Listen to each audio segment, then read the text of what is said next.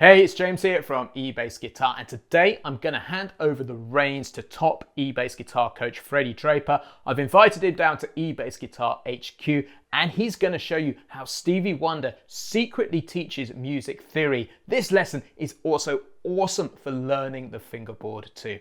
So let's get straight into it. Here's Freddie. Hey everybody, it's Freddie here from eBassGuitar, and in today's lesson I want to show you two super mega Stevie Wonder riffs that secretly teach you all about music theory.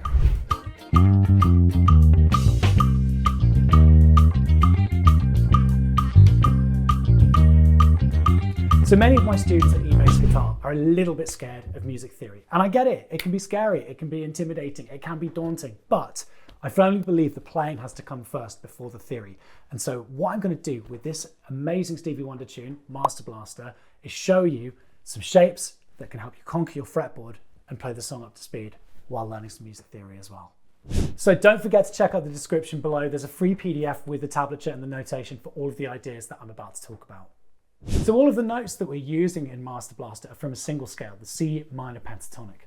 So what we do is we take our E string and we go all the way up to fret 8.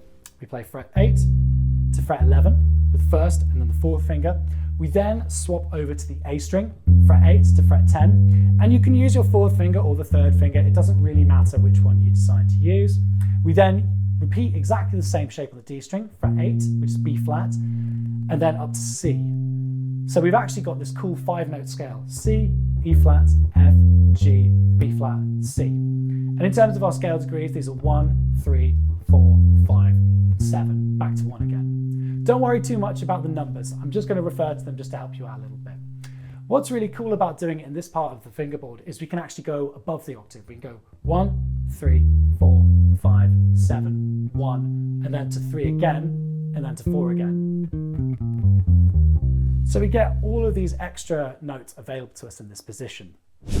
So this pentatonic scale can be inverted into 5 shapes, or positions as they're sometimes called as well. We don't have to start it on C. We can start it on E flat, the second note, or the third degree of the scale.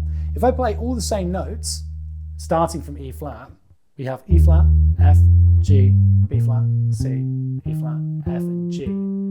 So now we've got different kinds of colors to our notes, and we've also got different positions. We're starting to conquer the fretboard here. So a really good exercise to start with is start going up the first position and then down the second one like this.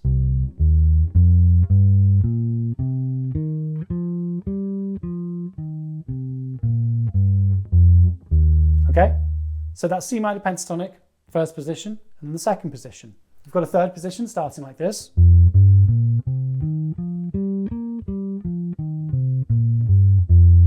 And then the fourth position.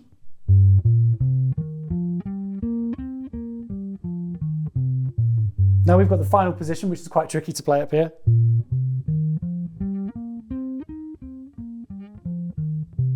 You can hear all the dust and all the buzz on my bass. So one thing that's really cool is we don't have to play this strictly ascending. What we can do is we can transpose them from the upper part of the instrument to the lower part of the instrument. Check this out. So I can start with the first position here, and then move down to the fifth position, and then down to the fourth position, and so on and so forth. Have a go at trying these different positions across all 4 strings. Make up some of your own exercises. You can get really musical with it, and chances are you'll probably figure out some riffs of some other songs doing it because it's such a commonly used scale. So I'm going to play the riff for you again. There's 2 riffs. There's what I call the normal riff, and then there's the mega riff. We'll start with the normal one, which comes just after the first chorus. 1, 2, 3, 4.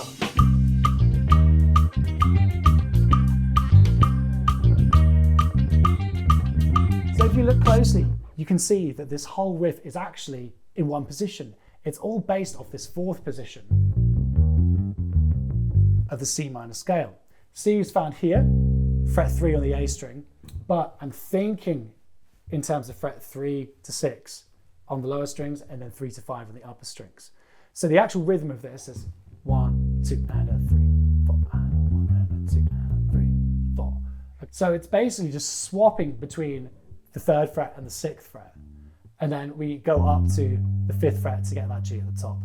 Take time to study the tablature and the notation to really get an idea of what's going on. So this tune has 4 beats and a bar, but it's got a sort of triplet feel about it. It's actually technically what you call 12/8, 1 and a 2 and a 3 and a 4 and a. It's a very fast kind of 12/8.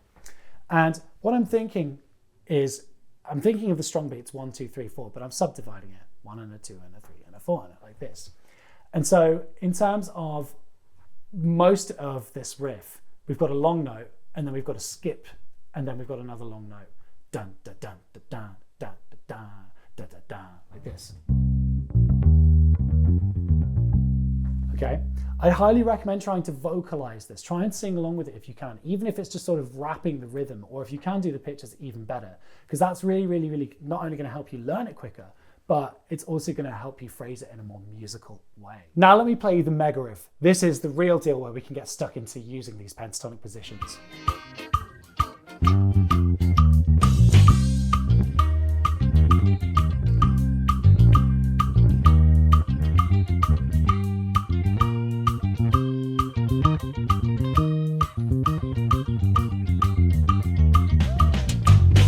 So that was the second mega riff, but just before I move on and unpack it, click that subscribe button below so you can be the first to know when we put out great new content every week at eBassGuitar.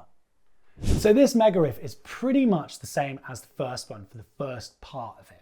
And then it starts to move into the 4th and the 5th pentatonic position. So I'm going to break down the mega riff for you right now. Make sure that you have the tablature or the notation with you, as that's really going to help you follow me what we're doing.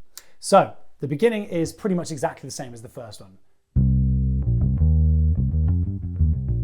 This is all the same as we've had before. And then rather than doing that, we go back up to that G, and then we go back to F, G, up to B flat. And this actually brings us into the 4th position of that pentatonic shape. Okay, I'm playing the G, the B flat, C, and E flat here. So one more time.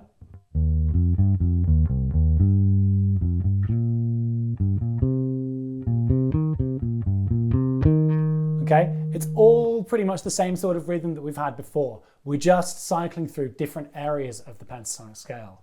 Going from the very top down sounds like this.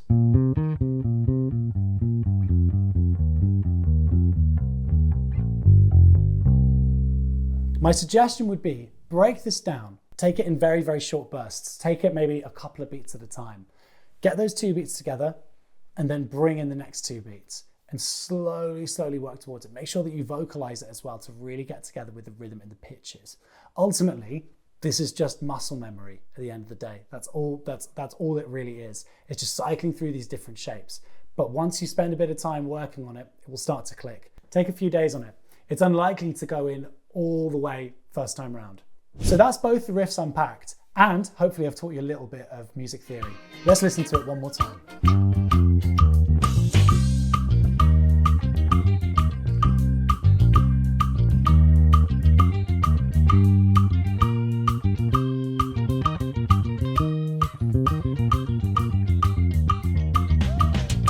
So there you have it. That is both the riffs in Stevie Wonder's Master Blaster. Hopefully I've taught you a secret little bit of music theory along the way, giving you some cool pentatonic positions that you can utilize. This particular type of playing is referred to as a soli section.